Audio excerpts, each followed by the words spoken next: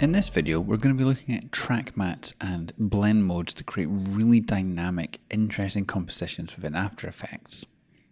This is a really powerful technique that allows us to take high contrast, monochromatic images and use them to create a matte that reveals other footage or imagery based on where the light part of the image is and where the dark part of the image is.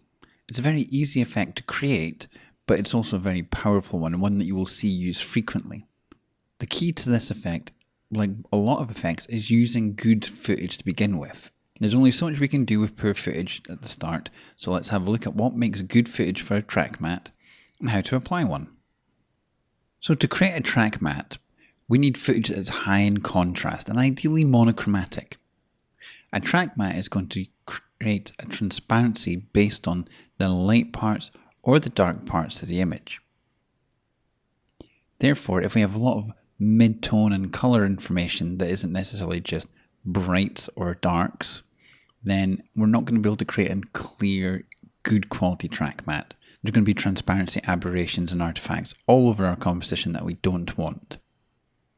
So this clip, we have black ink diffusing into water with a bright white background.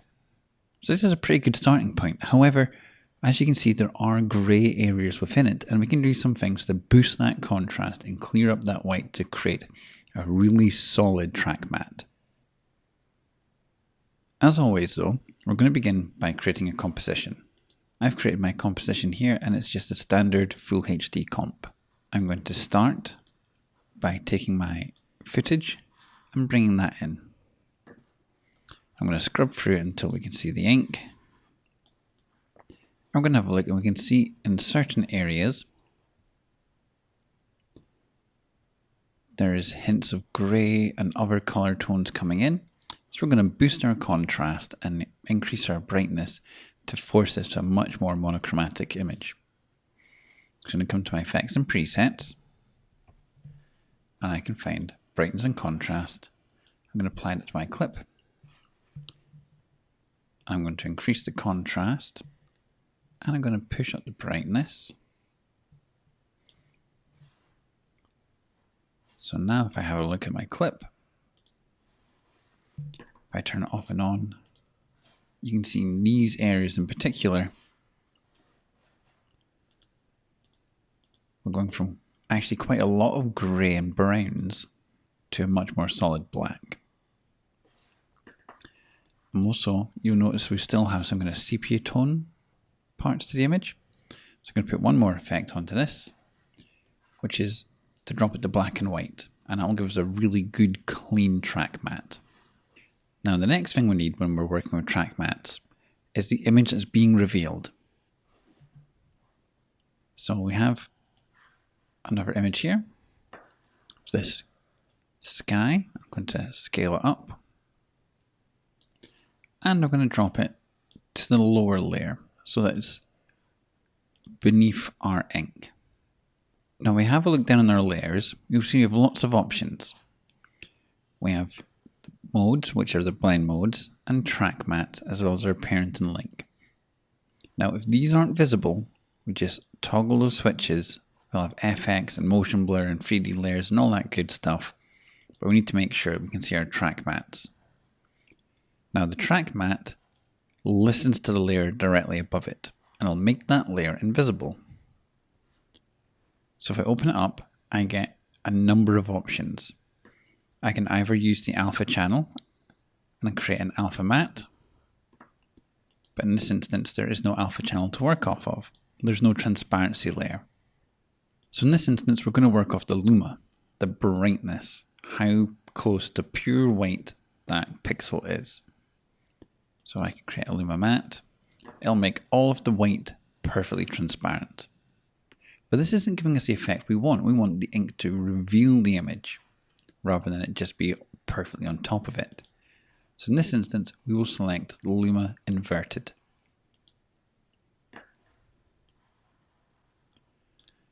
So now if we play, the shape of the ink will diffuse down perfectly matted and tracking over where it's a bit lighter, it kind of shows through and there's a mix of opacities, but it's on this black background.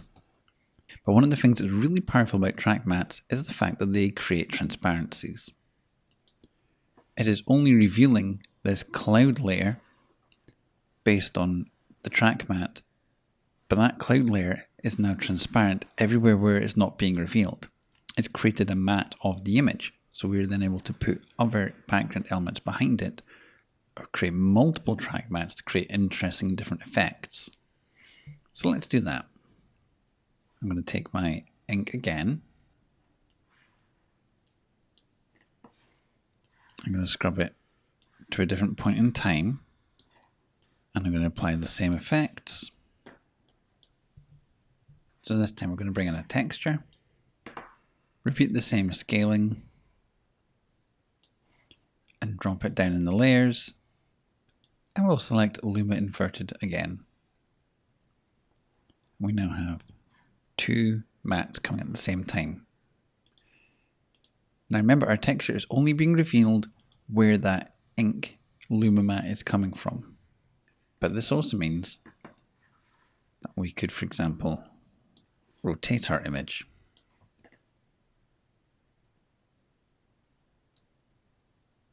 I have the two coming into each other. We can then take another image, such as this texture, place it in the background,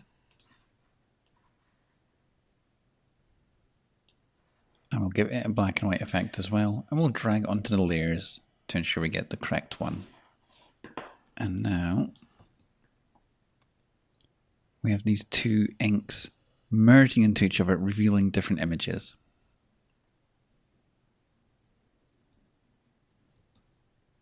One last element I'm going to add to this composition is a quick piece of text. Now we're not going to go into any real detail for text in this video. We're just going to use the text tool to create a text box.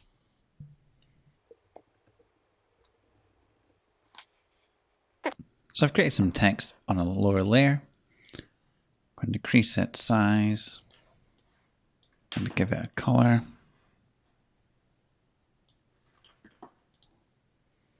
I'm going to place that layer, and I'm going to put a very quick effect on that text just to help lift it up. So as we play this and the ink comes in, one goes behind and one goes in front, so we're creating a nice little amount of depth within our composition. So now let's look at blend modes. Now the blend modes in After Effects function in the exact same way as the blend modes do in Photoshop and Illustrator. There are a few additional ones that involve the alpha channel, but if there's any that are familiar to you, they function in the exact same way. So let's look at some standard kind of everyday blend modes, such as the lighten and darken ones, and apply them to a basic composition. So I have my new composition here, and I'm going to take this image of this woman's portrait in profile. So I'm going to scale up to fill my whole frame. I'm then going to take another graphic and put it on a lower layer. I'm going to take this texture image, for example. I'm going to scale that as well. I'm going to make the portrait visible again. And of course, as we would expect, the lower layer has been obscured by the higher layer. But if we have a look at our blend modes, I have a big long list. So we've got a few basic ones at the top that we use on a regular basis, and they're logically grouped. We have the normal at the top, where there'll be no change. The transparency of the pixel has not been altered in any way. And then we have things such as darken and multiply. Now what these do, in this group here, is they will make the light parts of the image transparent. So whites and pale tone colors will become transparent, pure white will become completely invisible. Beneath that, we have the opposite. Darker colors will become invisible with the varying shades of opacity depending on the tone of that color. So let's start by choosing multiply. And the light parts of this image have become transparent, revealing the texture beneath. If we were to choose add, for example, we would have the opposite effect, where the white, bright parts of the image The bright pixels would remain untransparent, they would retain their full opacity, and the darker parts of the image would then fade off and become transparent at different opacities depending on how dark that was, thus revealing the image beneath. So if I place this back to normal, I'm going to take another image. I'm going to bring our clouds back in, and I'm going to scale those as well. If I now, for example, choose lighten or screen, we then have the profile of this figure rolling through the clouds, which is a very different effect than when it's on the paper texture. So it's all about the source material we're working with, and no single blend mode is going to work for every situation. It's entirely dependent on the visuals you're wanting to create and the assets that you're working with. The blend modes, because they're working off how bright or how dark a pixel is, are also obviously affected by any effects that we apply. So for example, if I was to apply a levels to the portrait and increase the white point or the black point and then fine tune the mid, I can fine tune how much of that image is going to be affected, but I can fine tune it to get to a point where I am happy. It certainly helps that the source image we're working with was very monochromatic. However, that doesn't necessarily need to be the case for this effect to work. For example, with the clouds, which whilst there is some dark areas and some very bright areas, is definitely not monochromatic in colour, I can still apply screen modes and mix the clouds with that texture. We can also stack multiple layers with multiple blend modes and still use that to create a really interesting overall look. And again, as always, the interesting things of After Effects always come when we stack and use multiple effects in interesting and dynamic ways. So for example, if I put all of this together, I can have the face revealed as if it is a cloud in that sky in the shape of the ink.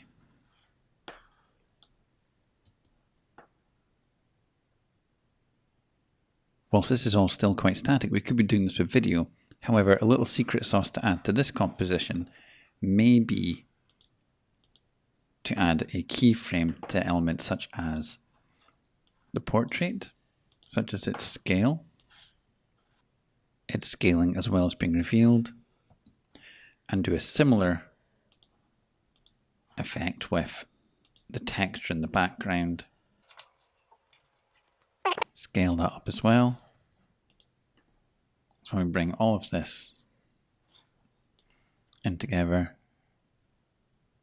There's a bit more dynamicism around the image and the composition is a bit more interesting. So that was track mattes and blend modes. Hope you enjoyed this video and we'll see you in the next one.